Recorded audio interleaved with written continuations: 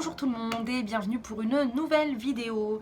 Alors cette fois-ci, il s'agit d'une rétrospective de 2021 où je vais vous parler de mes meilleures lectures de l'année et des pires lectures de l'année. Donc essentiellement mes coups de cœur, mes bonnes surprises et mes déceptions. Alors, bien entendu, il y a des livres dont j'ai déjà parlé, donc je vais très rapidement passer dessus. Je vais essayer de ne pas m'étendre, puisqu'il y en a d'autres en fait, auxquels je n'ai pas consacré de temps et justement pour lesquels je voulais en profiter pour en parler un petit peu dans cette vidéo. On va tout de suite commencer avec mes coups de cœur de l'année et là ça risque d'aller assez vite puisqu'effectivement j'ai déjà parlé il me semble de la plupart d'entre eux. Donc d'abord pour les romans, comme beaucoup effectivement j'ai lu Anne de Green Gables de Lucy Maud Montgomery cette année pour la première fois. Depuis sa réédition, effectivement, ce roman fait beaucoup d'émules.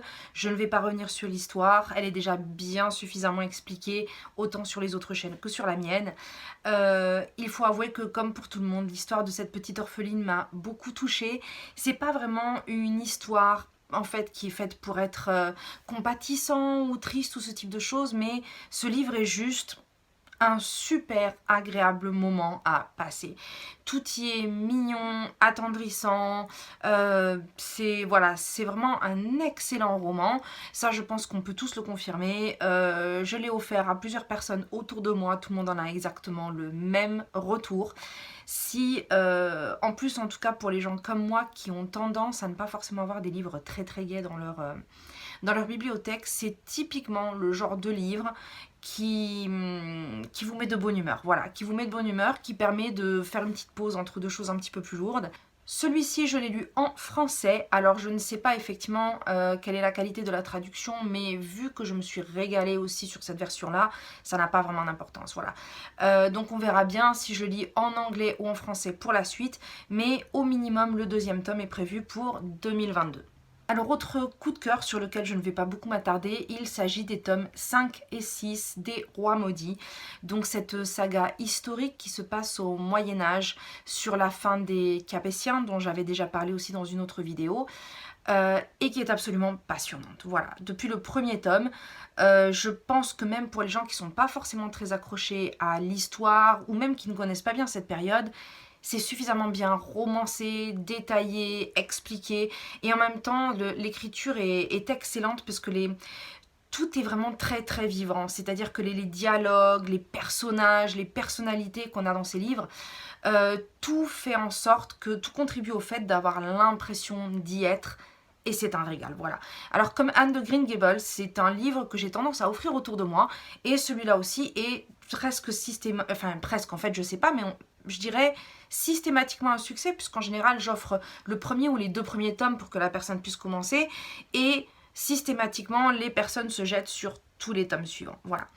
Je n'ai toujours pas fini le 7 par contre, puisque celui-là, comme je l'ai expliqué, il est très différent. J'ai du mal avec celui-là, autant en livre qu'en audio, donc malheureusement, la conclusion risque d'être un petit peu plus négative, mais sur les 7 volumes, 6 ont été des gros coups de cœur, un régal absolu. Voilà. Autre roman historique lu cette année que j'ai absolument adoré, il s'agit de Prodigieuses créatures de Tracy Chapelier. Dont j'ai aussi parlé dans une autre vidéo, donc pareil je ne m'étendrai pas là-dessus, mais qui raconte l'histoire romancée au 19e siècle de deux femmes qui vont énormément contribuer au développement de la paléontologie qui connaît un grand boom à cette époque-là, avec les théories de Darwin, avec les découvertes de fossiles et surtout de grands fossiles de grands sauriens. Donc effectivement c'était vraiment les débuts des théories sur les dinosaures, sur tout ce type de choses.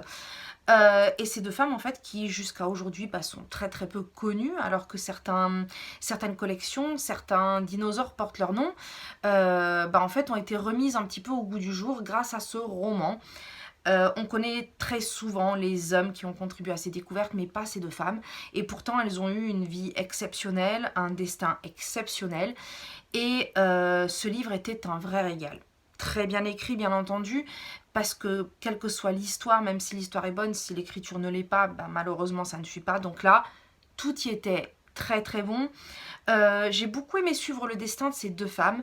Comme j'en ai déjà parlé, l'histoire des sciences m'intéresse beaucoup. Et en plus, là, la paléontologie, forcément, c'était passionnant, suivre leur découverte des fossiles, mais aussi la condition de la femme, la façon avec laquelle elles sont traitées par les grands cercles de scientifiques, par les hommes qui viennent aussi chercher des fossiles aux mêmes endroits qu'elles, et puis tout simplement l'histoire de ces deux femmes, cette amitié qui par moments va être entachée justement à cause de cette compétition et de cette vision en fait de la société sur elle.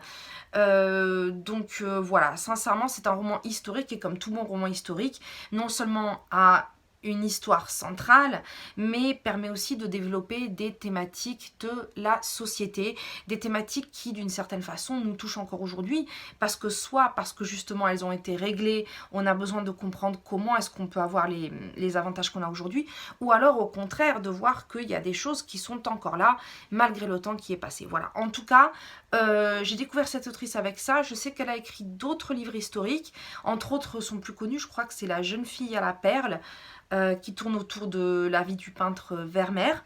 Et je pense que même si c'est pas celui-là, mais je vais clairement en lire d'autres parce que je me suis régalée. Alors en fait, la plupart des très très bonnes lectures, en tout cas en roman que j'ai fait en 2021, ont été assez concentrées sur la fin de l'année.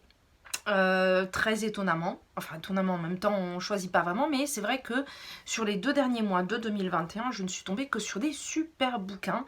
Parmi eux, un de mes plus gros coups de cœur de l'année, c'est Apprendre si par bonheur de Becky Chambers, en fait qui est de la science-fiction dans laquelle on suit une expédition interstellaire de 4 chercheurs qui sont envoyés sur une période de 40 ou 80 ans, je ne sais plus, c'est 40 ou 80, c'est l'un ou l'autre, mais pour explorer d'éventuelles possibilités de vie ou d'évolution, en fait pour étudier l'évolution de la vie ou la disparition de la vie sur d'autres planètes. En fait, il s'agit d'un petit système composé de quatre astres principaux qu'ils vont étudier et on suit leur voyage en fait, sur ces 4 astres qui sont extrêmement différents et en fait, bon, encore une fois, je ne veux pas trop m'étaler dessus parce que celui-là, je n'ai beaucoup parlé dans un de mes vlogs qui vient bientôt. Je suis en train de le monter, je suis juste en train de galérer sur une partie, mais il arrive.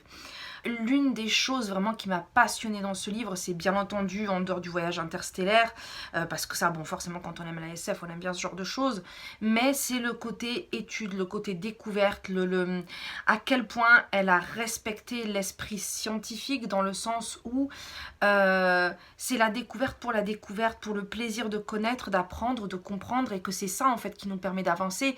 C'est cet esprit-là qui nous permet d'avancer et non pas celui d'essayer de trouver absolument la vérité, puisqu'il n'y en a pas, ou en tout cas il y en a plusieurs. Donc c'est le fait effectivement qu'elle soit fidèle à cette soif de connaissance, de découverte, qui a toujours fait avancer les hommes, et surtout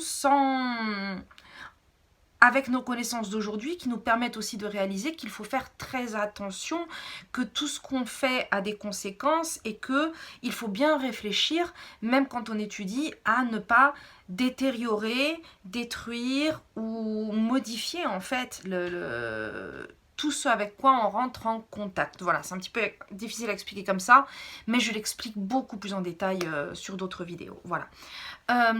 Également, il en va de même pour La Cité et les Astres d'Arthur C. Clarke, que je découvre avec ce livre-là aussi.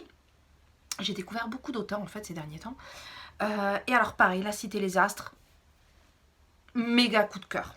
Mais vraiment. Je ne connaissais pas cet auteur, de nom oui, mais pas au niveau des livres. J'ai pris celui-là vraiment au hasard. Et j'ai absolument adoré. De la première page à la dernière. Voilà, c'est pareil, je vais pas m'étendre dessus parce que j'en ai déjà beaucoup parlé, mais voilà, c'est de la SF intelligente, de la SF qui non seulement construit un monde qui se développe jusqu'à des marges qu'on n'imagine absolument pas au début de l'histoire, mais cette SF très intéressante qui n'est pas basée que sur l'histoire mais sur tous les questionnements qu'on peut se poser. Chaque page qui nous fait découvrir un élément de plus, fait qu'on se pose des milliers de questions, mais des milliers de questions sur l'histoire et des milliers de questions sur soi, sur le monde qui nous entoure, sur le système dans lequel on vit, sur toutes ces choses-là qui font qu'on a l'esprit qui bouillonne en permanence et qui rend les choses passionnantes. Voilà. Je n'en dis pas plus pour celui-ci, mais Voilà, en plus les deux je les ai lus d'affilée. Et sincèrement, mais j'ai fini mon année sur un petit feu d'artifice littéraire, sincèrement. Et avec ces deux-là, en fait, ça a été un vrai trio de fin d'année, complètement différent et dans une thématique qu'en général je ne lis pas spécialement. C'est pas que j'aime pas, c'est que je me tourne pas vers ça. C'est du roman contemporain. Il s'agit de Tofi et moi de Sarah Crossan. Donc c'était un livre qui avait été conseillé sur la chaîne de Piketty Bookin et j'ai vraiment très bien fait de le noter parce que celui-là aussi, gros coup de cœur. L'écriture est assez surprenante parce que c'est une écriture en vers. Certains chapitres font une ligne, les chapitres les plus longs font 4 pages, donc ça fait un vrai page turner, pardon. Et non seulement on va vite, le texte en vers ne dérange absolument pas, au contraire il ajoute une certaine musicalité au texte qui fait que on le lit encore plus vite avec encore plus de plaisir, et l'histoire en elle-même était passionnante. Cette histoire de deux femmes qui se rencontrent par hasard, une adolescente en mal de vivre qui fuit un foyer violent et qui se retrouve chez cette dame sénile qui la plupart du temps ne se rappelle pas des personnes, ne se rappelle pas qui est qui ni qui fait quoi, et dont cette gamine va prendre avantage, et en même temps elles vont s'aider l'une l'autre dans leurs problèmes, puisque cette gamine n'a nulle part où aller et cette femme n'a personne vraiment pour l'aider ni pour se soucier d'elle, voilà. Donc c'est pareil, c'est un livre que j'ai adoré du début à la fin. Ça n'a pas été comme d'autres romans de cette année que j'ai commencé, qui étaient soit super bien, soit intrigants et qui ont fini en eau de boudin. Il y en a eu plusieurs malheureusement, il y a des années comme ça, hein. Mais voilà, là cette fin d'année c'était un vrai feu d'artifice. Au niveau des graphiques, mes graphiques coup de cœur, alors j'en ai mis 4, dont encore une fois certains dont j'ai pas mal parlé. En particulier Nain, Redwin de la Forge, ça j'en ai parlé il me semble à plusieurs reprises, donc je vais pas m'étaler dessus. Comme j'ai dit, les graphismes magnifiques, l'histoire malgré le peu de pages hyper dense, c'était psychologiquement profond, c'était passionnant, c'était franchement je le conseille absolument, que ce soit aux gens qui aiment la fantasy, aux gens qui aiment les BD ou tout simplement aux gens qui veulent se lancer dans ce type de choses, parce que c'est très court mais c'est hyper bien fait, voilà. Donc si vous voulez juste faire un test de bande dessinée ou de type de fantasy ou de... Franchement, c'est clairement un truc à faire parce qu'il est court, comme ça si ça vous plaît pas, vous n'avez pas besoin de...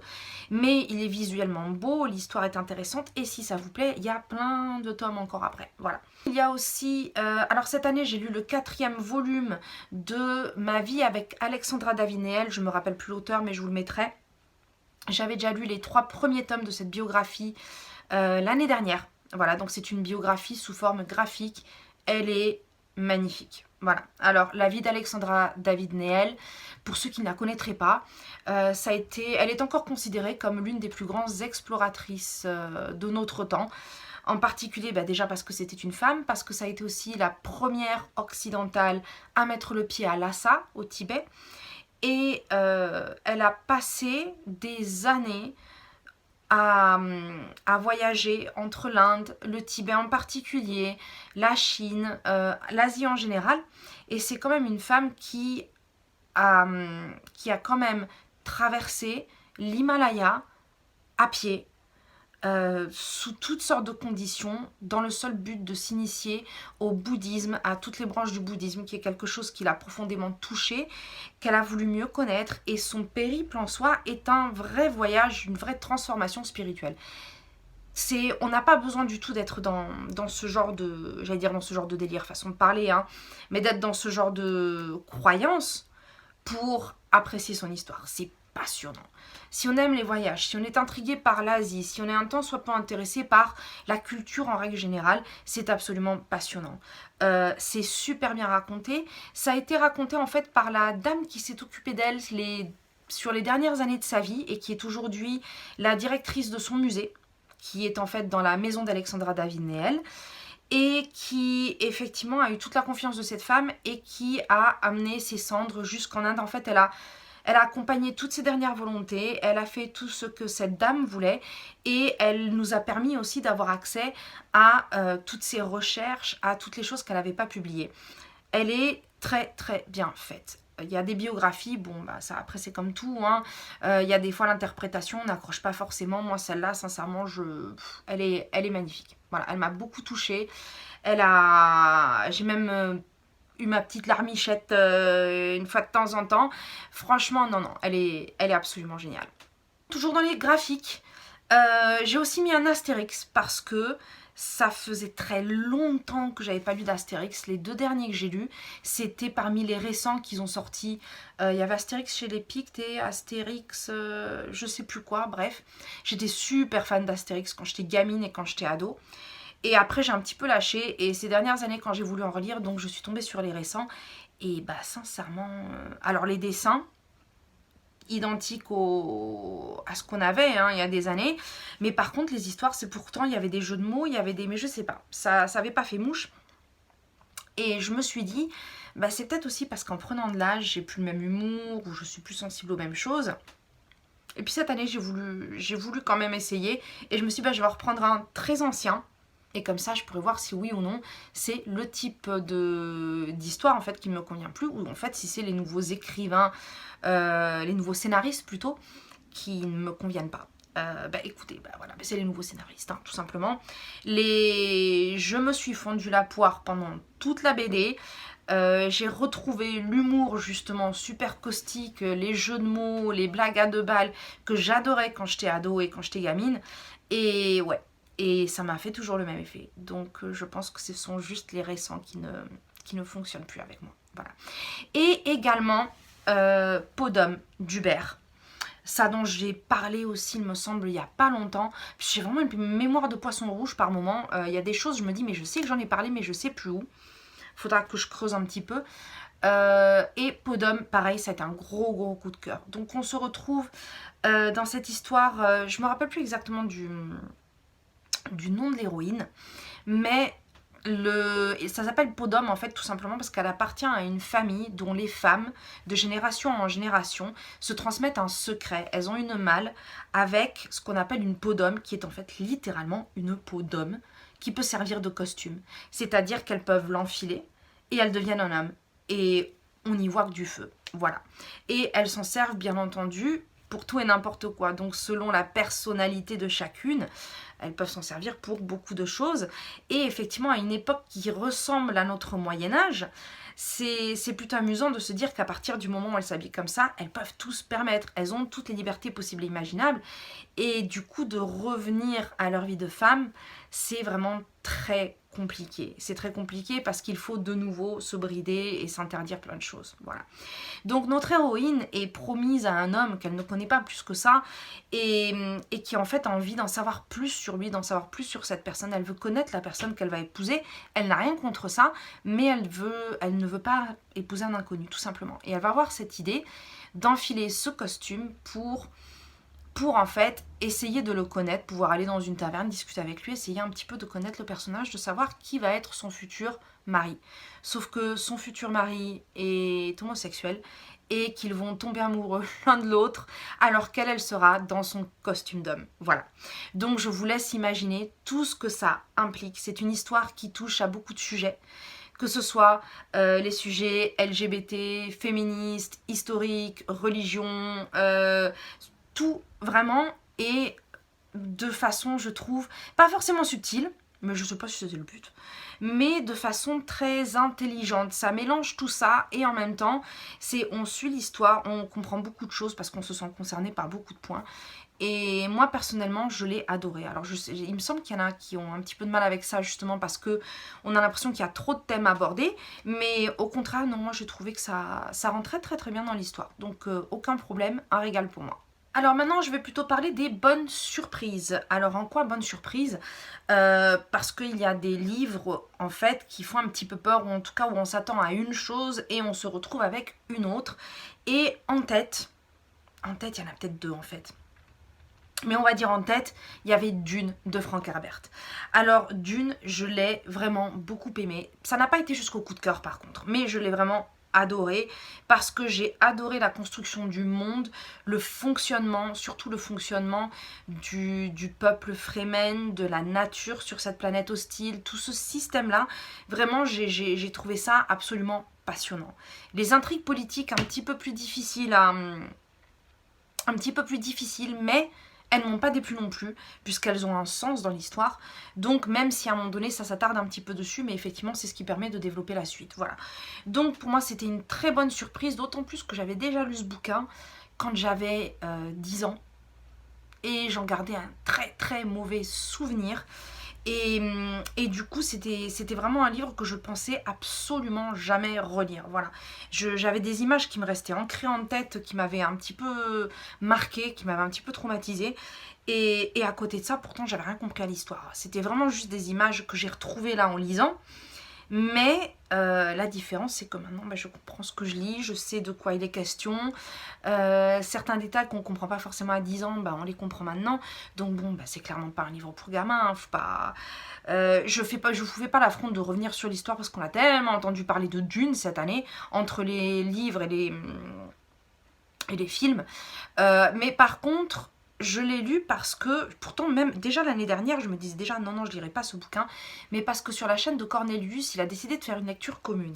Et ils en ont tellement parlé, et d'autres personnes sont tellement intervenues justement pour en parler en bien, et puis c'est quand même le roman le plus vendu au monde. Voilà, c'est-à-dire qu'il ne soit pas un livre religieux comme la Bible ou un conte philosophique comme Le Petit Prince, c'est le roman le plus vendu au monde. Et je me suis dit, c'est fou quand même que, parce que je ne l'ai pas compris et parce qu'il m'a fait peur quand j'étais petite, j'ai cette espèce de blocage, je me suis dit, je vais essayer. Donc je me suis dit, je vais prendre l'extrait gratuit, puisque je lis sur tablette, et si à la fin de cet extrait, je ne suis pas emballée, je ne continue pas. Voilà, j'arrête, je persiste pas. Et en fait, j'ai été prise dans le truc très très vite, et voilà. Et d'ailleurs, petit détail, j'ai vu le film quand il est sorti et le film est une merveille, un véritable régal. C'est tellement agréable quand on a aimé un livre de retrouver l'imagerie, surtout que c'est très compliqué dans les films de science-fiction, de fantasy adaptés, de réussir à retranscrire le décor que les gens peuvent avoir dans la tête quand ils le lisent. Et celui-là était vraiment... Je l'ai adoré. Je l'ai adoré, mais moi qui me disais, maintenant que j'ai lu le premier tome, ça suffit à lui-même, j'ai pas besoin de lire les autres. J'ai vu le film et j'ai eu envie de me remettre dans le monde de Dune. Donc, je me suis prévu la lecture du deuxième tome pour 2022. Au moins le deuxième tome, voilà. Et sinon, autre surprise entre guillemets, mais c'est un petit peu dans le même sens...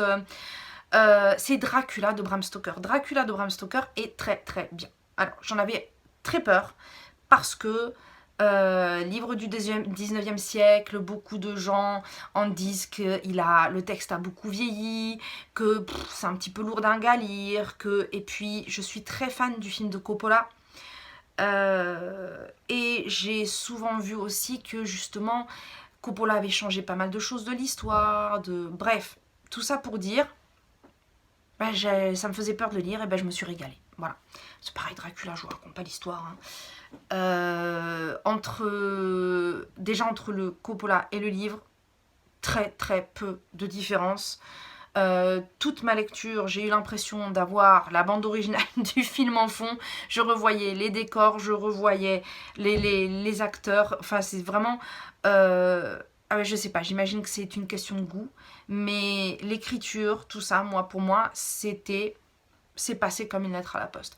Encore une fois, pas un coup de cœur, mais en tout cas un classique de l'horreur, surtout moi qui aime l'horreur, que je voulais lire depuis très longtemps, et qu'il était temps que je lise. Et écoutez, non seulement je l'ai lu, mais il m'a plu, voilà. Hein. Autre très bonne surprise de 2021, il y a aussi Martian Go Home de Frédéric Brown. Pourquoi c'était une bonne surprise? Parce que, comme j'en ai déjà parlé, c'est un livre censé être humoristique. L'humour, c'est quand même quelque chose de très personnel, ça peut être très difficile, et je craignais un petit peu, mais en fait, ce livre a fait mouche, voilà. Aussi, King Kong Theory de Virginie Despentes, pris un petit peu pas au hasard, mais parce que je l'avais déjà dans ma palle, mais c'est une vidéo d'Amita Books qui m'a redonné envie de le lire, donc qui me l'a fait remonter dans ma liste des priorités, et que j'ai beaucoup aimé. Voilà, c'est un essai, c'est pas un roman, en partie autobiographique, féministe en partie, mais surtout qui porte un regard très critique sur notre société, sur le traitement des femmes, les conséquences que ça a, mais aussi les conséquences que ça a sur les hommes, parce que toutes ces choses-là ont des répercussions sur l'ensemble de la société. Voilà. Donc pareil, celui-là aussi j'en parle beaucoup, donc je ne m'étends pas là-dessus. Un livre par contre dont je n'ai pas du tout parlé, parce que je l'ai lu plus en début d'année, qui m'a beaucoup plu aussi, il s'agit de Petit Pays de Gaël Faye, qui est en partie autobiographique. Disons que, si j'ai bien compris, c'est de l'autobiographie romancée, c'est-à-dire qu'il s'est inspiré de son expérience pour faire un roman. Par contre, il ne dit pas quelles sont les parties vraies et les fausses. Et en fait, ça parle du génocide au Burundi. Burundi qui est un pays voisin du Rwanda. Donc pour ceux qui sont de ma génération, forcément vous connaissez le génocide qui s'est passé au Rwanda dans les années 90. Et pour ceux qui sont plus jeunes, vous en avez peut-être entendu parler à l'école ou à la télé. Il y a eu un génocide absolument terrible qui s'est passé, il me semble, à partir de 1992. Ouais, ça devait être à peu près 92 puisque je sais que j'étais en seconde. Et effectivement, ça a été une véritable horreur. Ça a été aussi assez alimenté par certains pays occidentaux, dont la France. Enfin bref, passons. On va pas trop s'étaler sur la politique, mais ce livre-là est vraiment très bien écrit. Il est très sensible. Il est raconté du point de vue de l'auteur en tant qu'enfant, puisqu'en fait, il était enfant quand ça s'est passé. Et son regard innocent en fait, parce qu'effectivement à cet âge là on ne comprend pas bien ce qui se passe. C'est très bien décrit parce que il ne met pas un regard d'adulte sur des choses qu'un enfant ne peut pas comprendre. C'est un enfant qui regarde et qui écoute, et il ne peut pas interpréter les choses de la même façon que nous on l'interprète. Nous on imagine en fait ce qui va se passer, ou ce que les gens sont, en fait, de quoi ils sont vraiment en train de parler, et lui il voit les choses autrement. Les enfants sont assez insouciants, tant que les choses n'éclatent pas vraiment devant leur nez, ils vont pas forcément s'imaginer à quel point il y a du danger. Le Burundi est un pays voisin du Rwanda, mais personnellement, je ne savais pas qu'il y avait eu autant de conséquences justement à cause du génocide au Rwanda. En fait, ça a été un peu une sorte de ping-pong entre les deux, puisqu'apparemment, il y a eu beaucoup de réfugiés d'un côté comme de l'autre. Enfin, ça a été très compliqué. Ce livre est très intéressant à ce point de vue-là. Comme j'en ai déjà parlé sur une autre vidéo, je connais très peu l'histoire de l'Afrique, bon, à part ce qui s'est passé d'un point de vue contemporain. Et c'est vrai que c'était très intéressant parce que le Burundi, par exemple, je ne savais absolument pas que ils avaient eu aussi ce problème de guerre civile au même moment que le Rwanda. Et voilà, je ne sais pas vous en tout cas si vous en avez entendu parler, mais ça a été... ça fait toujours du bien d'apprendre des choses qui se passent, même si ça fait mal au cœur, même si c'est extrêmement triste. Mais je pense que il faut comprendre aussi le monde dans lequel on vit, y compris dans ces mauvaises choses. Hein. Malheureusement, ça vient avec le package. Hein. Mais voilà, c'est un livre plutôt petit. Donc pour les gens qui veulent justement essayer d'aborder ce type de thème, mais qui ont un peu peur de la lourdeur de la thématique, voilà, je crois qu'il fait 250 pages, un truc comme ça. Donc vraiment, c'est... Si on veut aborder ce genre de thème sans forcément trop rester dedans parce qu'on est sensible à ce genre de choses, c'est idéal. Voilà, c'est idéal. C'est un très bon livre. Sinon, au niveau des BD, puisqu'en fait ce sont surtout des BD, les graphiques, on va dire bonne surprise. Alors en fait, 3 dont j'ai déjà parlé, donc je vais vite revenir dessus. Il s'agit d'Hashtag Nouveau Contact, qui nous parle surtout des conséquences et de l'influence des médias dans notre société d'aujourd'hui, à travers un personnage qui, suite à la publication d'une photo d'un monstre aquatique, va voir déferler toutes sortes de médias, de Twitter, enfin absolument tous les... Et de voir effectivement comment les choses commencent à faire une spirale, à faire une sorte d'effet boule de neige, qui finissent avec la vie privée, des interprétations, un mot qui est pris, qui est imaginé, dans lequel on met des contextes qui n'existent pas. Enfin bref, c'est quelque chose d'absolument terrible. Et en même temps, c'est drôle parce que c'est raconté de façon hyper cynique et tellement réaliste. Voilà, quand on connaît un tant soit peu les réseaux sociaux, ouais. Donc en tout cas très très bonne surprise parce que je savais pas trop à quoi m'attendre. Puis c'est pas une BD dont j'entends parler pardon, spécialement. Je l'ai vu sur Babelio en fait et j'avais bien aimé la couverture. Voilà, c'est aussi con que ça hein, des fois. Et c'est vrai que du coup ouais, je n'en entends pas du tout parler alors que je la trouve vraiment très très bien. Autre bande dessinée que je ne vois pas vraiment circuler et qui pourtant sont très très bien aussi. Alors il y en a une pareille, j'en ai déjà parlé, c'est Le jour où il a suivi sa valise. Voilà, j'avais bien aimé le titre. Et alors en fait il s'agit là de l'histoire d'une quête spirituelle en Indonésie qui... Alors en quoi c'était une surprise justement, c'est que les premières pages me faisaient un petit peu peur. C'était parti pour être un peu le, comment dire, le délire Reiki bourgeois, genre j'essaie de suivre ma philosophie. Vous savez, c'est ce genre de personnes, comment dire, qui se créent un petit peu des pseudo pouvoirs magiques ou de la spiritualité, un petit peu, il y a un petit côté un petit peu secte si vous voyez ce que je veux dire, et ça m'avait fait un petit peu peur. Je me suis dit oh là là, ça part dans des trucs comme ça, et qui au contraire ont complètement dévié sur quelque chose de beaucoup plus naturel, de beaucoup plus sain et de beaucoup plus normal, plus proche de la vie quotidienne, et en même temps des réflexions qui peuvent tous nous concerner, qui nous concernent tous en fait, parce qu'elles sont d'une simplicité et en même temps d'une simplicité, comment dire, trop simple pour y penser. Comme je le dis parfois, il y a des choses que l'on sait, qu'on a dans notre inconscient, mais tant qu'on n'a pas mis les mots dessus, ça ne va pas passer dans le conscient et on ne va pas forcément réfléchir dessus. Il n'y a que quand on met des mots dessus que on prend conscience de cet aspect-là. Je ne sais pas vraiment comment l'expliquer, je ne sais pas si vous me comprenez, mais je suis sûre que ça nous le fait à tous. Et voilà, et ce livre-là, c'est ce que ça a fait. Et je l'ai adoré. Il se lit très bien. Il est très... C'est un très bon moment à passer parce qu'il est très apaisant. Voilà, c'est le mot que je cherchais, apaisant. Ça parle de spiritualité, mais d'une façon saine. Et moi, ça m'a beaucoup plu. Désolée, comme d'hab, il a fallu que j'aille allumer la lumière parce qu'on n'y voit rien à cette heure-ci. Et par contre, on voit mon bordel. Hop là. Alors le suivant, c'était Et Mademoiselle, donc qui parle du harcèlement de rue. Un thème que j'ai pas du tout l'habitude d'aborder. Et c'est vrai que celui-là, c'est juste que j'ai vu la couverture, j'ai vu la thématique, j'ai dit tiens, c'est vrai que je lis pas grand-chose là-dessus.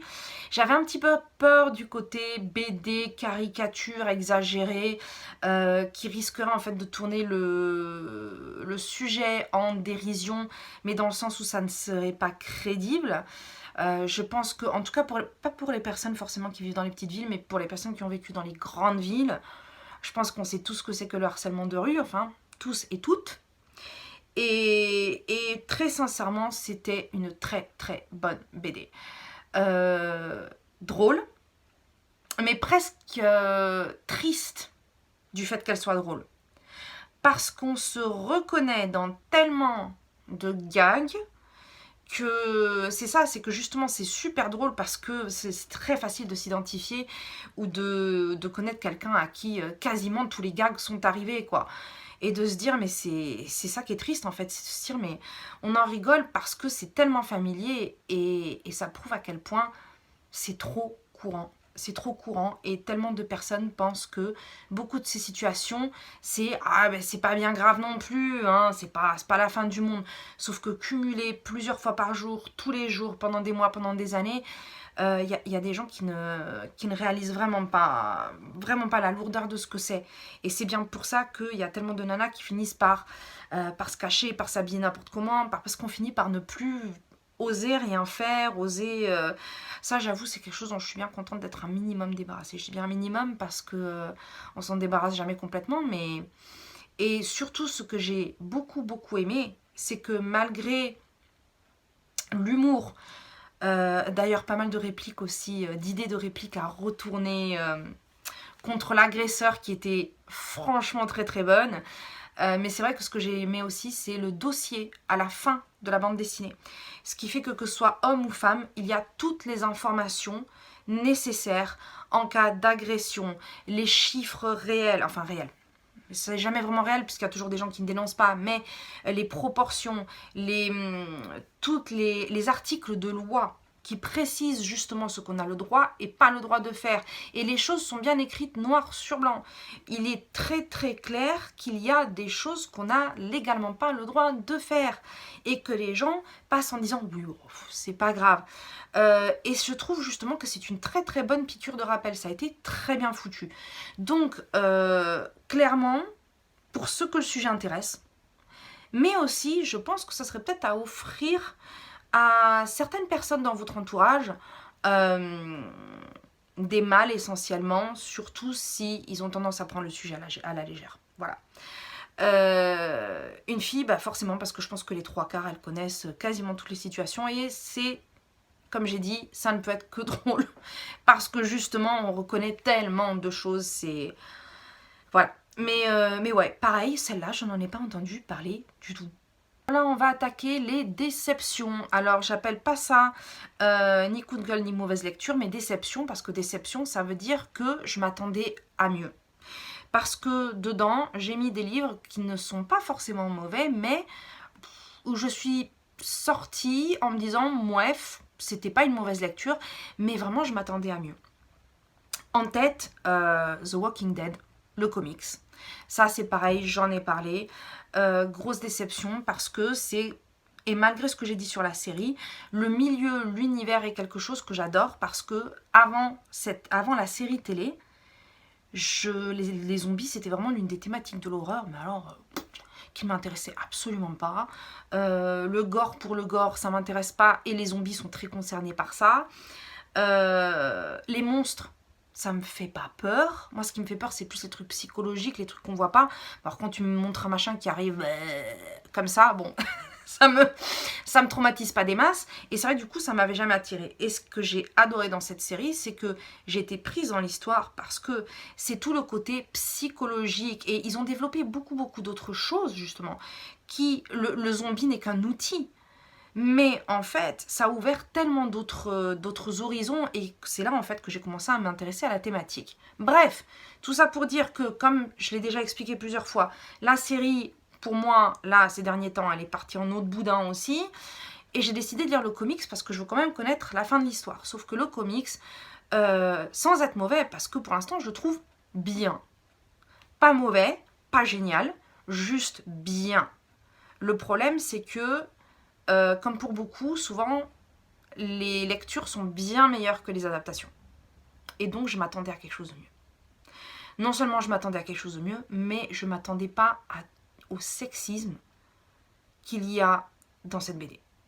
C'est super présent et super lourd, je m'y attendais vraiment pas. Bon, peut-être que ça va évoluer dans le temps, mais c'est quelque chose qui, justement, pour le coup, sur lequel j'ai un minimum focalisé, parce que ça m'a surprise. Et pour l'instant, ça me plaît moins que la série. Voilà. Alors, je vais essayer de persister un petit peu. Mais voilà, on verra bien, ça fait partie de mes déceptions. Autre déception, sur laquelle on va passer très vite, Les Dents de la Mer. Hop, j'en ai déjà parlé plein de fois. Voilà. Également dans les déceptions, mes sincères condoléances, dont j'ai aussi parlé. Alors en fait il s'agit d'un recueil d'anecdotes sur le métier de croque-mort. Je m'attendais, alors pas forcément qu'à de l'humour, hein, parce que forcément c'est quand même sur les croque-morts, donc bon, ça allait être un petit peu moitié-moitié, mais trop d'anecdotes, pas assez... Je dirais pas intéressante parce que c'est pas vrai, mais où on sent trop les ficelles de l'auteur qui cherche à nous faire réagir, à nous rendre tristes, à nous faire rigoler, mais on le sent presque comme s'il annonçait, genre, alors attention, là, il va se passer un truc, ou je vais faire une blagounette, ou ah ouais, mais alors ça, c'est triste. C'est-à-dire que là, comment dire, il y a des ficelles dans tous les textes, hein. Mais il y a des gens qui savent les cacher ou ne pas les faire sentir, et d'autres où on a l'impression qu'ils mettent attention, il y a ça qui va se passer. Alors je m'attendais pas du tout à ça dans un truc d'anecdote, et sauf que c'était le cas malheureusement sur une bonne partie, et c'est un petit peu ce qui m'a... Voilà. Et par contre ça c'est ma faute, plutôt que d'essayer l'un des tomes, j'ai pris l'intégrale, et le machin il fait 600 et quelques pages, donc forcément, voilà. Autre déception, T-Zombie, une BD que j'avais vraiment envie de lire depuis un petit moment. J'en avais déjà vu certains graphismes justement puisque j'avais vu des gens qui les feuilletaient et c'est vrai que les graphismes en tout cas je les trouve vraiment très très beaux, mais j'ai pas du tout l'humour nécessaire pour ça. Voilà, c'est-à-dire que comme j'ai dit tout à l'heure, l'humour c'est compliqué, c'est très personnel. Sur T-Zombie, la moitié des blagues ont fait plouf pour moi. Et en tout cas, je n'ai pas été réactive. Certaines m'ont fait un petit peu sourire, mais ça n'a pas été plus loin que ça. Voilà, donc ça n'était pas ce à quoi je m'attendais. Elle n'est pas mauvaise, hein, attention, mais juste, voilà. Moi, pour moi, je suis... Bon, ça m'est passé au travers. Autre déception graphique, parce qu'il y en a pas mal en fait. Il y avait Yeti, qui était illustré par Rebecca d'Outremer, et je crois que l'histoire était par Marc Le Tan. Alors, bien entendu, ça aussi j'en ai déjà parlé, les illustrations de Rebecca d'Outremer sont toujours aussi splendides. Ça, j'ai rien à dire dessus, c'est un vrai régal. Par contre, non seulement le livre est petit, l'histoire est hyper courte, mais l'histoire n'a pas d'intérêt. Voilà. Pour Jacominus, même si l'histoire était courte, je l'avais trouvée très poétique, très belle, très touchante. Dans Yeti, elle est plutôt inexistante. Voilà, donc ça a été un problème. Vu le tarif de ce genre de livre, ça m'a un petit peu... voilà. Donc bon, mais ça c'est pareil, j'en ai déjà parlé. Par contre, 3 déceptions dont je n'avais pas du tout parlé. Moby Dick de Christophe Chaboutet. Voilà, c'était une adaptation. Je n'ai jamais lu le roman et justement je voulais le lire, mais vu que c'est une pavasse, je m'étais dit tiens, je vais commencer par l'adaptation et puis comme ça on verra bien si oui ou non je suis tentée par l'histoire. Le problème que j'ai avec Moby Dick, c'est que je suis très sensible en ce qui concerne les animaux et moi, un bouquin sur un mec qui essaye de tuer une baleine sur 1000 pages, voilà. Donc c'est pour ça que je voulais essayer un petit peu de tester, parce que j'en entends tellement de bien de ce roman que j'ai aussi envie de le lire. Voilà. Alors très très déçue par ce graphique. J'avais déjà lu Tout seul de Chaboutet que j'avais bien aimé. Là on retrouve les mêmes aplats de noir. En fait, il n'y a pas de, comment dire, il n'y a pas de nuance, il n'y a pas de dégradé dans les dessins de Chaboutet. C'est vraiment des grands aplats noirs avec du blanc. Voilà, on n'a pas beaucoup d'entre-deux. Ça fait des images assez brutes, assez... il y a un côté presque négatif sur les images. Alors autant ça m'avait plu dans le précédent, là, pour moi, ça n'a pas marché. Les personnages, je les ai tous trouvés hyper antipathiques. Je dis pas forcément que j'allais avoir de la sympathie pour eux, mais quand on ressent quasiment de la répulsion pour chacun des personnages, je me suis dit, j'avais un peu de mal à retourner à chaque fois que je m'arrêtais. Et puis c'est vrai que la cruauté de certaines images, mais encore une fois c'est une chasse à la baleine, hein, voilà.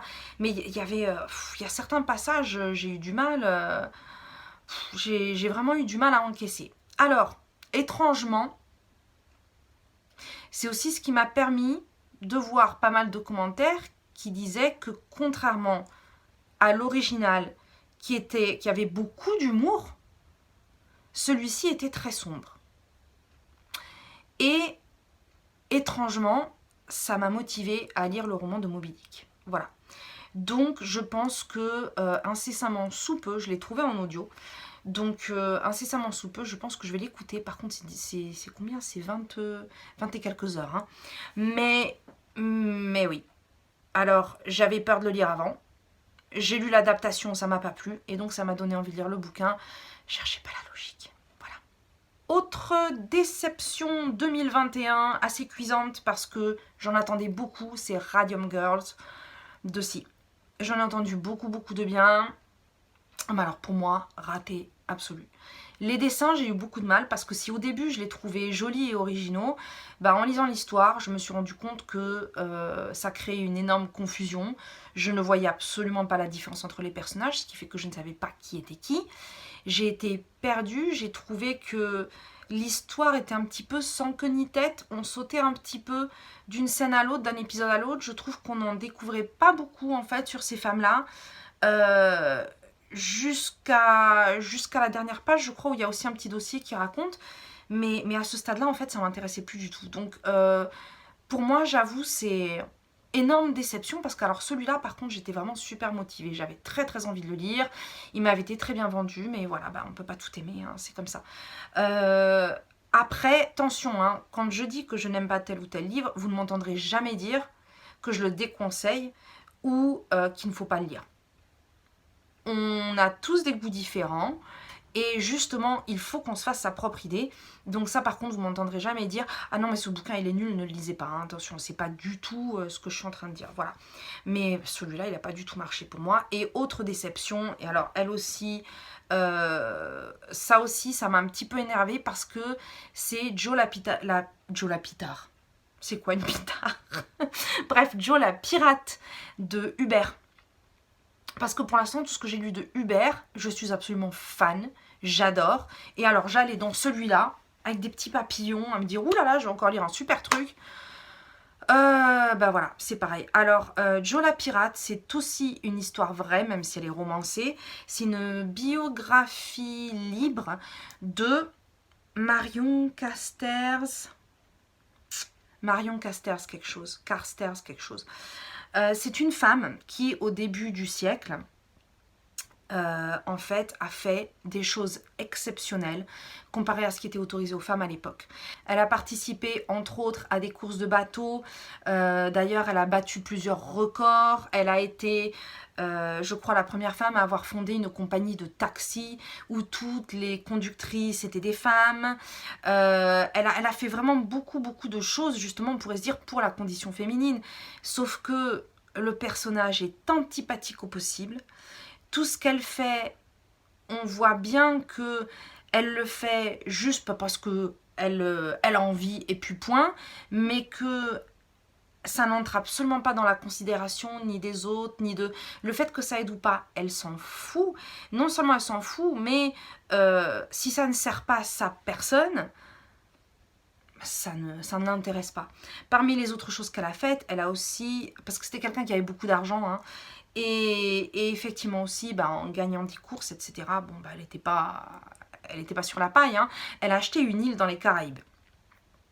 Et en fait, quand elle a acheté son île, elle a décidé d'y faire de l'agriculture, etc. Donc elle a bâti sa maison.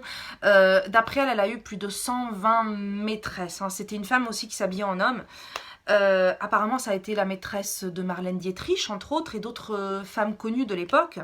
Et donc, tout, elle passait, etc. Ça, d'ailleurs, ça a été aussi une des choses qui était un peu compliquée parce que dans l'histoire, un petit peu comme quand je raconte, ça passe du coq à l'âne. C'est-à-dire qu'on en voit une, on la voit plus, on en voit une autre, on la voit plus. Après, on en retrouve une autre, mais apparemment, c'était continu. La façon avec laquelle est faite la BD, personnellement, je comprenais plus rien. Et pour en revenir à Lille, parce que ça a été l'un des points vraiment où là, ça a commencé à me... non seulement j'étais perdue, mais quand elle a eu son île, elle a décidé, bien entendu, de s'occuper des indigènes qui habitaient l'île. Et alors on est d'accord, à l'époque, il y avait toujours cet esprit colonialiste, machin, mais pour une femme, justement, qui faisait tout ce qu'elle voulait, qui avait ce truc pour la liberté, même si c'était d'un côté très égoïste, quand elle est arrivée sur l'île, sa première pensée, ça a été interdire la religion des indigènes, parce qu'il fallait qu'ils aient la sienne. Elle était propriétaire de l'île, donc c'était un petit peu comme une reine, quoi, tout simplement, puisqu'elle pouvait faire tout ce qu'elle voulait, établir toutes les lois qu'elle voulait. Quand elle a surpris une personne en train de commettre un adultère, forcément ça a été attention, elle a commencé à mettre des lois de partout, à placarder, alors qu'elle, à côté de ça, c'était coucherie à droite à gauche. Alors je dis pas, elle fait ce qu'elle veut, mais moi c'est ce côté de, moi je peux le faire, mais les autres je le leur interdis. Ça me dérange énormément, ce genre de truc. Il y a beaucoup de choses comme ça. C'est comme quand elle explique effectivement que, alors il y avait régulièrement des révoltes sur son île, des gens qui travaillaient pour elle, et tout ce qu'elle trouve à en dire, c'est mais c'est normal, c'est parce qu'ils ont ça dans le sang. Plutôt que de se dire, mais tu sais, s'ils se révoltent régulièrement, il y a peut-être un truc qui cloche quand même, ou il y a peut-être un truc qui va pas, il y a peut-être quelque chose à changer. Bref, il y avait beaucoup de choses comme ça, et en plus, comme je dis, il y a des moments, c'était un peu sans queue ni tête. Vers la fin de la BD, parce que c'est sa vie de sa naissance à sa mort, hein, vers la fin, on la retrouve à habiter avec son meilleur ami, qu'on n'a jamais vu, et qui apparaît comme ça, et avec qui apparemment elle habite depuis des années. Enfin, il y a plein de choses comme ça. J'étais larguée. Alors, j'étais larguée, je pouvais pas me saquer le personnage. Elle a fait des trucs qui m'ont agacée, mais alors à un point. Les choses qu'elle a fait qui pouvaient être super intéressantes pour l'époque, bah, ça a été gâché par son attitude, en fait. Donc grosse déception. Voilà, surtout qu'en plus j'adore les histoires qui se passent dans les années 20, pareil, quand j'ai vu la couverture, j'ai trouvé ça super beau, c'est vraiment le genre de choses que j'aime beaucoup. Donc voilà, ça a été mes flops 2021. Et bien voilà, je pense que j'ai bien assez parlé.